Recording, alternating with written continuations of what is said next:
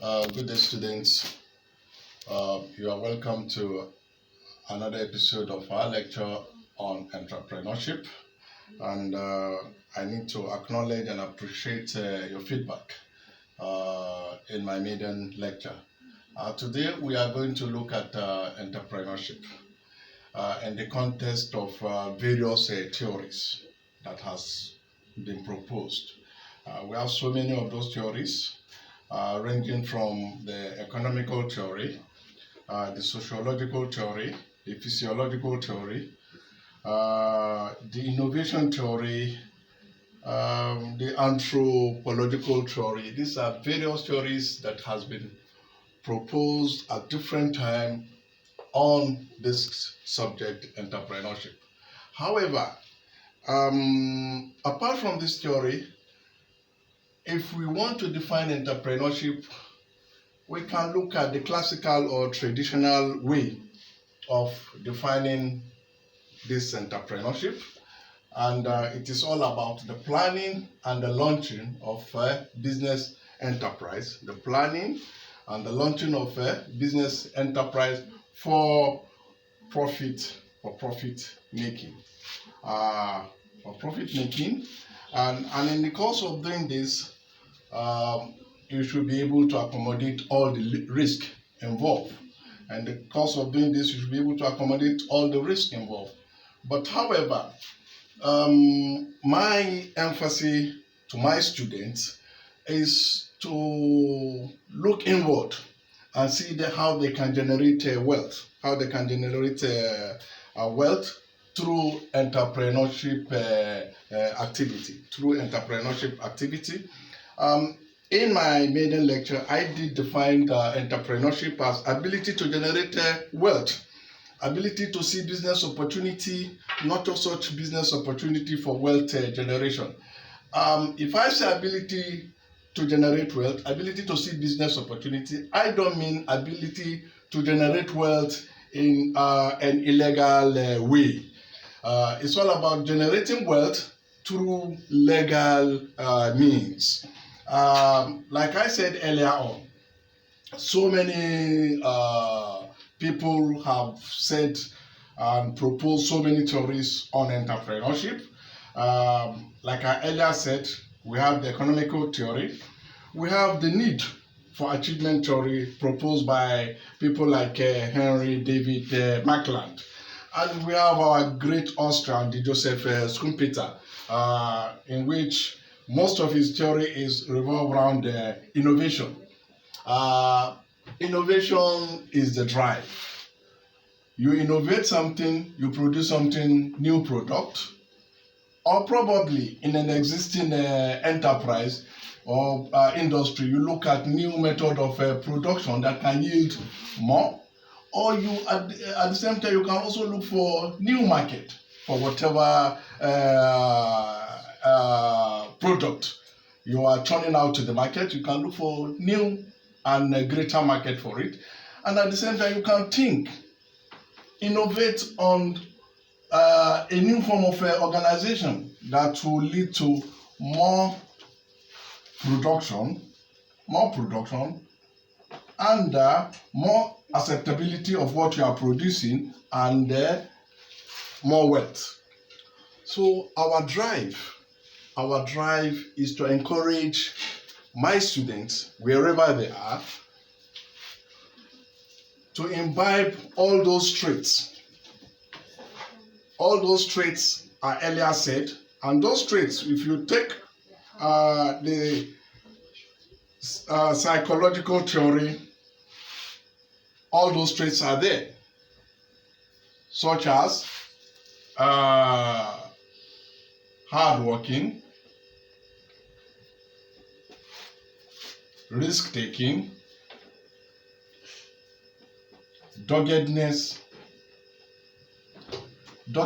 These are all traits within that is deposited in the life of most entrepreneurship. There are key things that goes along with entrepreneurship. The key things are innovation and risk-taking. Entrepreneurship you can uh, plan and launch if you are not a risk taker, because by the time you are planning, you don't know what might come out of what you are planning. But most entrepreneurship are futurists in nature. They are futurists. That is, they assess the future and they work towards securing that future. And that is what I'm encouraging my students to imbibe, that attitude of trying to secure their future. Most especially with the way things are going now, you have to look inward to think of what you are going to do for yourself. In my subsequent lecture, we might take each of these theories, the sociological contribution of ecosystem of entrepreneurship, to determine how it helps to propagate entrepreneurship. We might look at the innovation theory. We might look at the need for achievement theory. So in my subsequent lecture, I think we are going to take each of these theory and do justice to them. Now, let us come back home. Let us come back home to our entrepreneurs. In my first lecture, in my maiden lecture on entrepreneurship, I did mention that we have reputable entrepreneurs in this country. And I did mention that our number one entrepreneur is Aliko Dangote. We have so many other entrepreneurs, but I just want to mention a few notable ones. We have Mike Adenuga Jr. We have Mike Adenuga Jr. We have the Otedolas, Femi Otedola. We have our number one female entrepreneur, the Folorunsho Alakija. We have the Folorunsho Alakija. We have